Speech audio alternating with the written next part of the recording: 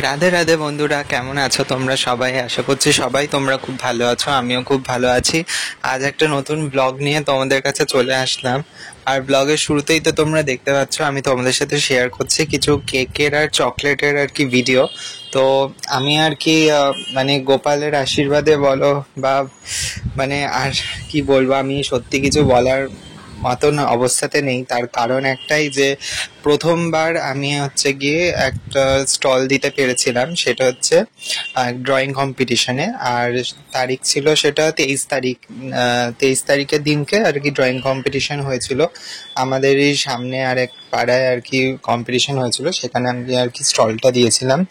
অনেকদিন ধরে ইচ্ছা ছিল যে এরকম যে আর কি তোমরা দেখবে এক্সিবিশন টাইপের হয়, যে সমস্ত এলাকাতেই হয়, সেটা শীতকাল হোক কিংবা এই চৈত্র মাসের সময়ও হয়, তো বৈশাখ মাসে হয়। তো আমার ইচ্ছা ছিল যে কোথাও যদি একটু স্টল দিতে পারি, যে কেক তো বানাই, বাড়িতেই বানাচ্ছি, 5-6 মাস এমনি বিক্রি করছি বাড়ির থেকেই আর কি। যে কজন বন্ধু বান্ধব আছে যারা আর কি সোশ্যাল মিডিয়া থেকে আমাকে দেখছে, ফেসবুক থেকে, ইনস্টাগ্রাম থেকে, তারা আর কি অর্ডার দিচ্ছে, ঠিক আছে, কলেজের বন্ধুরা অর্ডার দিচ্ছে। কিন্তু তাছাড়াও ইচ্ছা ছিল একবার যদি আমি একটা কোনো স্টল দিতে পারি, আরো লোকের কাছে যাতে আমার মানে কেক বিজনেসটাকে আরো পৌঁছাতে পারি। তো ওই কারণে আর কি স্টলটা দেবো ভাবছিলাম। তো হঠাৎ কেন জানি না আমি এরকম খোঁজ পেলাম যে এখানে ড্রয়িং কম্পিটিশন হচ্ছে। আর আমি মাত্র একদিন আগে কিন্তু চলে গেছিলাম রাত্রিবেলা, কেন জানি না কোনো কিছু না ভেবেই পৌঁছে গেছিলাম সেখানে। ক্লাবে গিয়ে তারপর তাদের সাথে কথা বললাম। আর ক্লাবের কর্তৃপক্ষ যে দাদারা রয়েছে মানে এতটাই ভালো, এত কোঅপারেটিভ, আমার কাছ থেকে কিন্তু একটা টাকাও তারা নেয়নি। উল্টো তারা ভালো টেবিল, মানে যেরকম বিয়ের বাড়িতে আর কি দেয় না, ওই টাইপের কাপড় দিয়ে পেঁচানো যে টেবিলগুলো হয়, ওরকম ভালো টেবিল থেকে চেয়ার থেকে শুরু করে সমস্ত ব্যবস্থা কিন্তু আমাকে তারা করে দিয়েছে। এমনকি তারা নিজেরা এসে আমার স্টল থেকে পর্যন্ত কিনেছে, তাদের ছেলে মেয়েদের জন্য তারা নিজেরাও খাবে বলে কিনেছে। আর প্রচুর বাচ্চারা কিন্তু আর কি ড্রয়িং কম্পিটিশন শেষ হয়ে যাওয়ার পর সবাই কিন্তু কেক খেয়েছে। আর আমি অনেক ছোট ছোট কাপ কেক এরকম বানিয়ে নিয়ে গেছিলাম, প্রায় 70-80 পিস মতন কেক আমি বানিয়ে নিয়ে গেছিলাম। তো সমস্তটা কিন্তু বিক্রি হয়ে গেছে। উল্টে এমন হয়েছে লাস্ট পর্যন্ত আমার কিন্তু কমও পড়ে গেছিল। তো সেটাই আর কি, মানে প্রথমে তো খুব টেনশনে ছিলাম যে এতগুলো কেক যদি বিক্রি না হয় আমি কি করব তখন। আর এগুলো কি মানে ফ্রেশ কেক, তো এগুলো হোমমেড কেক, কোনো প্রিজারভেটিভ থাকে না এতে। তো ওই কারণে বেশি দিন তো রাখতেও পারবো না স্টোর করে, বা এত কেক খাবেও বা কে যদি না বিক্রি হয়। তো অনেক চিন্তা ভাবনা নিয়ে আর কি তাই মানে 70 পিস মতন কেক বানিয়ে নিয়ে বসেছিলাম।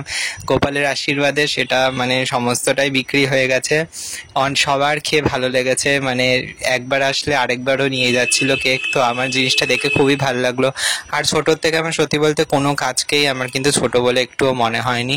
কারণ হচ্ছে কি বলতো, এই যে ঘরেও বলতে পারো আমি কিন্তু ঠাকুর পুজো দেওয়া থেকে শুরু করে বাজারঘাট থেকে শুরু করে মানে সমস্তটাই আমি করি। তারপর ঘর মোছা, ঘর ঝাড় দেওয়া সমস্তটাই করি আমার। তাই বলে কোনো কাজেই যে এরকম না যে কাজটা ছোট বলে আমি সেই কাজটা করব না, তো ওইটা না। এমনি মানে সেদিনকে যে বসেছিলাম আমার আরেকটা জিনিসও মনে পড়ছিল, যে যখন আমি ক্লাস 6 কি 7-এ পড়ি, 7-8-এ পড়ি, তো ওই টাইমটায় কিন্তু আমি কলা বউ বানিয়ে প্রথম আমি ওরকম আমাদের স্টেশনে আর কি বসেছিলাম। লক্ষ্মী পুজোর দিনকে কলা বউ বানিয়েছিলাম আমি। কলা গাছ আর কি নিয়ে এসে তারপর সেগুলোকে যা যা পাওয়া যায়, হলুদ গাছ থেকে শুরু করে সুপারি, আখের টুকরো সব দিয়ে বেঁধে যেরকম কলা বউ বিক্রি হয় রাস্তায়, ঠিক সেরকমই কলা বউ বানিয়েও কিন্তু বিক্রি করেছিলাম। তো দিনটার কথা আমার আরেকবারও মনে পড়ছিল। তো সেটা প্রথম আমার ওরকম রাস্তায় বসে বিক্রি করা, আর এইটা হচ্ছে সেকেন্ড টাইম। আর সত্যি বলতে নিজের তৈরি করা কেক নিয়ে যখন নিজে বসছি, একটা ব্যানারটা নিয়ে কেকগুলো সাজিয়ে, তখন আমার একটুও কিন্তু লজ্জাবোধটা জিনিসটা নিজের মধ্যে আসেনি। আর লজ্জা থাকলে কখনো আমি মানে যে জিনিসটা মনে করি সেটা হচ্ছে, তোমার মধ্যে যদি লজ্জা থাকে তাহলে তুমি রাস্তায় কখনো কোনো দোকান দিতে পারবে না, কোনো স্টলও দিতে পারবে না।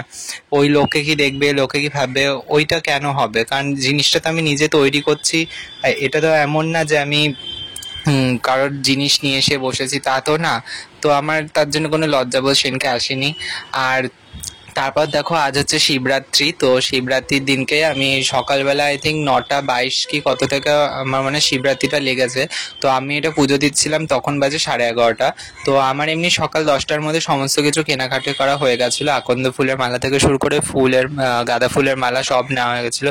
আর একটা জিনিস খারাপ লাগছিল, সেটা হচ্ছে এই ফুল যারা বিক্রি করে তারা দেখবে যে যখন ফুলগুলো দেয়, বেলপাতাগুলো যায় যখন দেয়, তারা মানে কেমন ছেঁড়া, মানে কেমন খুলে যাচ্ছে এরকম বেলপাতা বেলপাতাগুলো দেবে, তোমরা ভালো করে লক্ষ্য করে দেখবে। যদিও বা আস্ত বেলপাতা দেয়, বাড়িতে আনার পরেই দেখি বেলপাতাটা এরকম ছেড়ে যাচ্ছে 3টে পাতা। কেন জানি না তারা এরকম করে কি জানি। তো ফুল তো এনেছি, আর অল্প একটু ফুল তাই নিয়েছে, মানে শুধু মালা কিনেছি, মালার সাথে কোনো এক্সট্রা ফুল দেয় না তারা।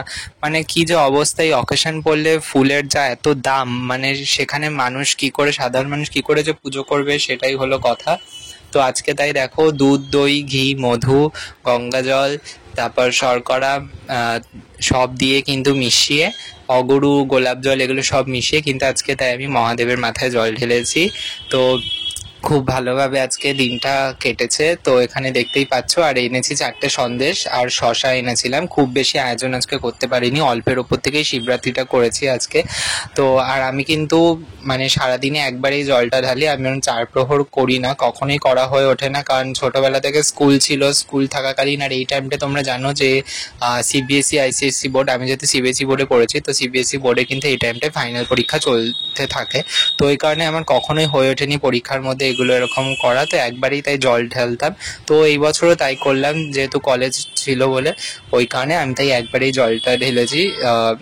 আর এখানে দেখো আমি ভালো করে কিন্তু শিব ঠাকুরকে পরিষ্কার করে ঘি মাখিয়ে তারপর আমি ওই পঞ্চামৃত দিয়ে অভিষেক করিয়েছি, আর লাস্টে এক চন্দনের ফোঁটা দিয়েছি। আর আজকে গোপাল সোনাদেরকে সুন্দর করে স্নান করেছি, কারণ আর কটা দিন বাদেই কিন্তু আমার গুল্লু সোনার জন্মদিন।